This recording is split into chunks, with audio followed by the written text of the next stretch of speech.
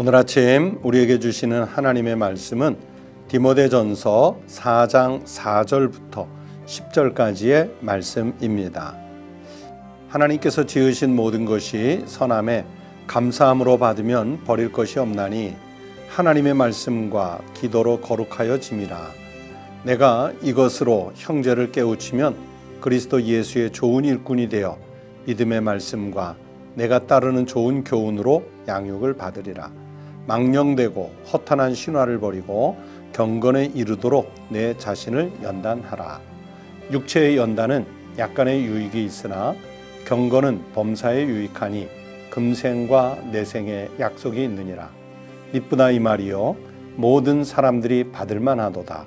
이를 위하여 우리가 수고하고 힘쓰는 것은 우리 소망을 살아계신 하나님께 두미니 곧 모든 사람 특히 믿는 자들의 구주시라. 오늘 우리에게 주신 하나님의 말씀입니다. 성도 여러분, 새 아침을 맞았습니다. 오늘은 또 새로운 한 주간을 시작하는 월요일 아침이고요. 또 그러면서 사순절 제 17일째 되는 날이기도 합니다.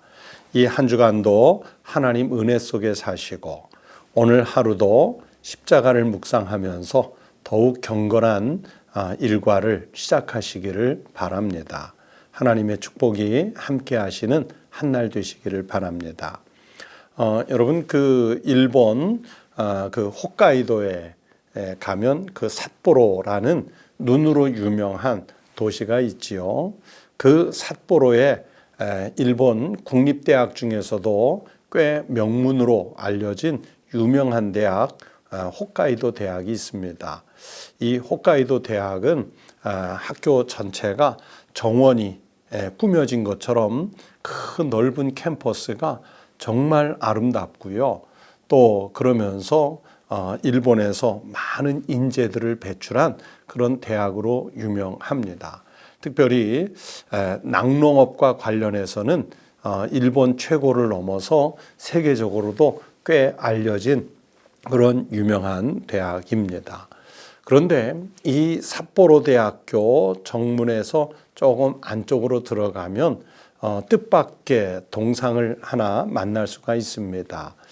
바로 19세기 말에 일본에 잠시 와서 선교를 했던 클라크라는 선교사의 그 동상입니다.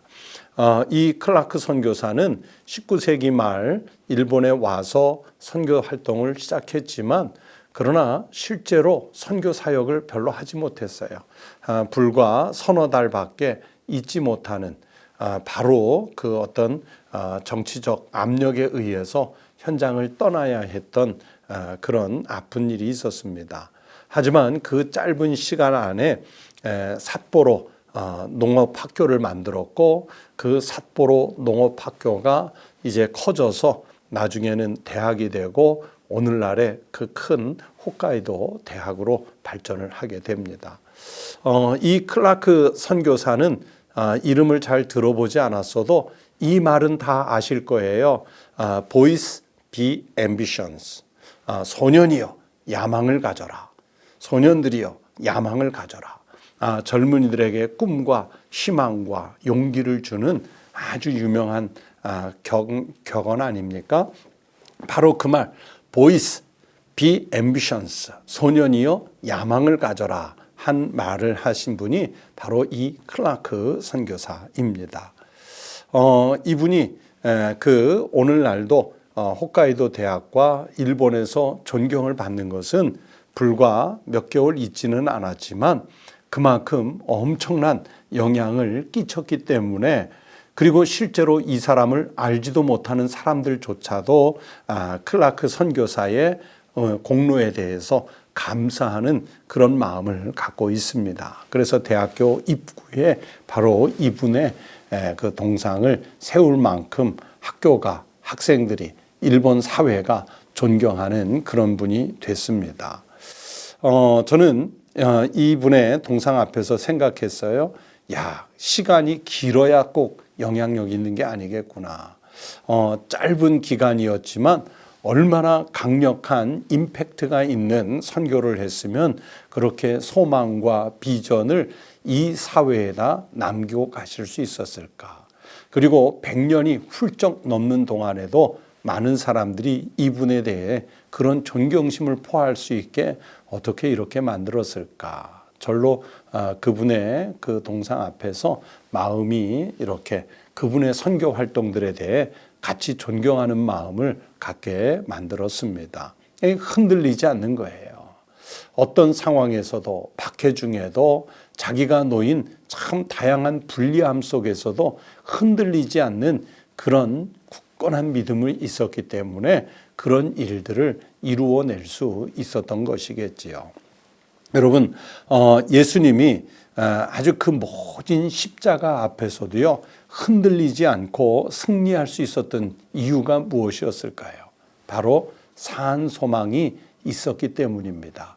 이 땅에서 산다는 것이 아니라 하나님 나라에 대한 산 소망이 십자가를 능히 이겨낼 수 있는 그 힘을 받게 된 것입니다. 그렇다면 여러분, 예수님의 십자가의 길을 뒤따라 걸어가는 예수님의 제자들 역시도 마찬가지 아니겠습니까? 예수님의 제자라면 역시 산 소망을 가진 자로 살아가야 합니다. 살아계신 하나님께 소망을 둔 사람들은 그러면 어떤 모양으로 사는 사람이겠습니까? 오늘 본문 4절에서 말씀하시는 대로 첫째는 모든 것을 감사함으로 받는 사람입니다. 비록 불합리하고 부당한 것 같아도요, 하나님께 소망을 두고 있기 때문에 우리는 감사함으로 받을 수 있습니다. 저도 청년의 시절에 앞으로 목회자가 될 것이라 생각했기 때문에 저의 스승님이기도 한 목사님께 때로는 제가 생각한 바대로 따지기도 하고, 또 목사님의 지시가 조금 맞지 않다고 여기면 다른 방식을 제안하기도 하고, 이제 그런 마음들이 있었어요. 저희 또래들이 그랬거든요. 그런데 제가 그렇게 하다가 군대를 들어가게 됐는데, 군에 가서 보니까 요즘은 그렇지 않겠지만 1980년대 초반에 여러분 그 강압적인 오죽하면 군사 문화라는 말이 있지 않습니까? 그 군사 문화, 경직된 문화 속에서 전혀 합리적으로, 이성적으로, 논리적으로 따져도 이건 아닌데 싶은 그런 명령을 받고 강제적으로 그것을 수용해야 할 때가 있습니다. 그게 당연한 문화였던 거예요. 그러면서 생각했어요. 목사님이 또는 교회가 정해서 좀 하나님의 영광을 위해 좀 더 은혜롭고 교회에 유익이 되는 일을 위해 어떤 의견들을 결집했을 때 그저 내 생각에 맞자 비추어서 이건 아니다, 불합리하다, 합리적이지 않다, 이런 핑계를 대면서 과연 밀쳐내는 것이 옳은 일인가 생각하게 됐어요.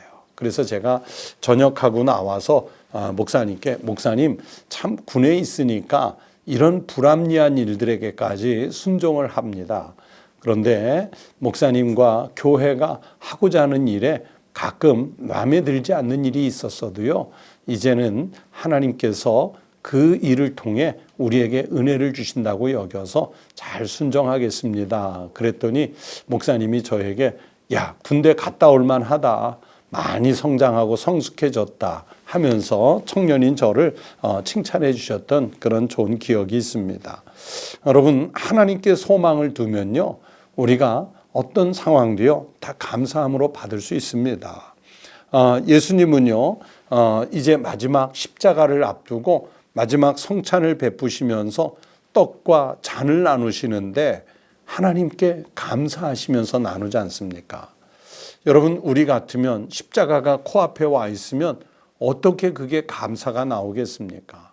마지막 식사, 그 떡과 잔이 여러분 먹히기나 하겠습니까? 또 다른 사람들을 향해 혹은 제자들을 향해 순전한, 온전한, 온유한 소리가 나오겠습니까? 원망이나 불평을 해도요 하나도 이상하지 않은 그런 상황이었지 않습니까? 그런데 주님은 십자가 앞에 두고 마지막 주님의 살과 주님의 피를 상징하는 성찬을 베푸시면서도 하나님께 먼저 감사 기도부터 하신 후에 떡을 나누시고 잔을 나누시는 그 모범을 우리에게 보이시지 않습니까? 어떻게 그러실 수 있습니까? 살아계신 하나님께 소망을 두고 있었기 때문입니다. 여러분, 삶이 힘들고 고난이 있어도요 하나님께 소망을 둔 사람은 모든 것을 감사하게 여깁니다. 감사함으로 받으면 버릴 것이 없다고 말씀하시고 있지 않습니까? 여러분, 우리 모두는 하나님께 비전을 두고 소망을 두고 사는 사람들이지 않습니까? 여러분의 처지와 상황, 형편 다 다를지라도 그러나 지금 있는 그 자리에서 그 상황에서 먼저 하나님께 감사부터 하시는 믿음의 삶이 되시기를 축복합니다. 또 하나님께 소망을 둔 사람은 두 번째는 오늘 7절이 말씀하시는 대로 경건에 이르도록 힘을 쓰는 사람입니다. 여러분, 7절 말씀을 제가 다시 한번 읽겠습니다. 망령되고 허탄한 신화를 버리고 경건에 이르도록 내 자신을 연단하라. 여러분, 경건에 이르도록 연단하래요. 하나님께 소망을 둔 사람은요, 첫째는 감사하고 둘째는 그에 준하는 경건에 이르도록 자신을 연단하는 사람이라는 말씀입니다. 하나님께 소망을 둔 사람은요, 무엇이 소중하고 무엇이 존귀한지를 압니다. 그렇기 때문에 예수님은요, 이 사탄의 엄청난 유혹 앞에서도요, 하나님만 경배하면서 섬기지 않습니까? 하나님 외에 다른 신에게 경배하지 말라는, 세상적인 것, 세속적인 것에 마음 빼앗기지 않는 그 위대한 고백의 모범을 예수님께서 우리에게 가르쳐 주시지 않습니까? 여러분, 오늘도 이번 한 주간도 하나님께 소망을 둔 거룩한 성도의 삶을 사시기를 바랍니다. 그러면 분명 망령되고 허탄한 신화를 버릴 수 있는 힘을 얻게 될 줄로 믿습니다. 또 그러면서 어떻게 하든지 하나님 앞에서 좀 더 경건한 삶을 살려고 많은 영적인 노력을 기울이게 될 것입니다. 우리는 그렇게 살아야 합니다. 여러분, 오늘도 이 한 주간도 또 사순절 기간도 주님의 은혜에 감사하고 사십시오. 주님의 은혜에 감사하고 사는 사람은 그에 부합한 경건한 생활을 당연히 하게끔 되어 있습니다. 우리 이 방송을 시청하고 새벽의 묵상에 참여한 모든 성도들이 늘 주님께 감사함으로 그에 부합하는 경건한 삶을 사셔서 하나님께 영광이 되고 여러분 자신들의 삶은 더욱 풍부해지는 이런 영적 축복이 함께 하시기를 주의 이름으로 축원합니다. 기도하겠습니다. 하나님 아버지, 감사합니다. 우리가 이 땅에 소망을 두고 살아가던 어리석음을 빨리 버릴 수 있게 하시고 이제는 살아계신 하나님께 소망을 두고 모든 것에 감사할 줄 아는 신앙, 그러면서 또 우리가 좀 더 큰 경건한 성숙에 이르도록 우리가 자신을 연단하는 신앙으로 살게 하여 주시옵소서. 그래서 어떤 형편에서든지 하나님의 은혜와 덕을 끼치며 사는 거룩한 백성이 되게 하여 주시옵소서. 새로운 한 주간을 시작하는 아침입니다. 하나님, 이번 주간도 오직 주님의 은혜로 살게 하여 주시옵시고 기도하며 성경 말씀 읽으며 하나님께서 우리에게 명하시는 일들에 순종으로 따라갈 수 있는 한 주간, 그리고 사순절 기간, 그리고 평생의 삶이 되게 하여 주시옵소서. 마음속에 품고 간절히 주님께 기도하는 기도의 제목들이 많습니다. 가정을 위해, 직장을 위해, 또 사업을 위해, 자녀들을 위해, 나라와 민족을 위해, 또 세계 평화와 선교를 위해, 저 북녘 땅과의 통일을 위해 다양한 기도 제목을 하나님께 아뢰니 주께서 들으시고 연락하시고 가장 적절하게 응답하여 주시옵소서. 주님께 감사드리며 예수 그리스도의 이름으로 간절히 기도하옵나이다. 아멘. 오늘 월요일 아침 기도 제목을 함께 나누겠습니다.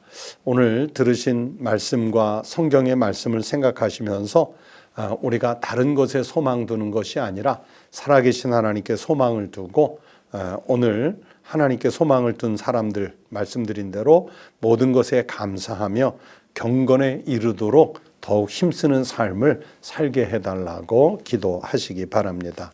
그리고 월요일이기 때문에 이번 한 주간도 오직 주님의 인도하심을 따라서 주님을 신뢰하는 삶을 살 수 있게 해달라고 기도하십시오. 그리고 여러분의 가정과 여러분의 자녀들, 그리고 직장과 일터가 다 주 안에서 복되도록 힘써 기도하십시오. 그리고 가지고 계신 기도 제목들을 주님께 함께 기도하십시오. 다 함께 기도 드리겠습니다.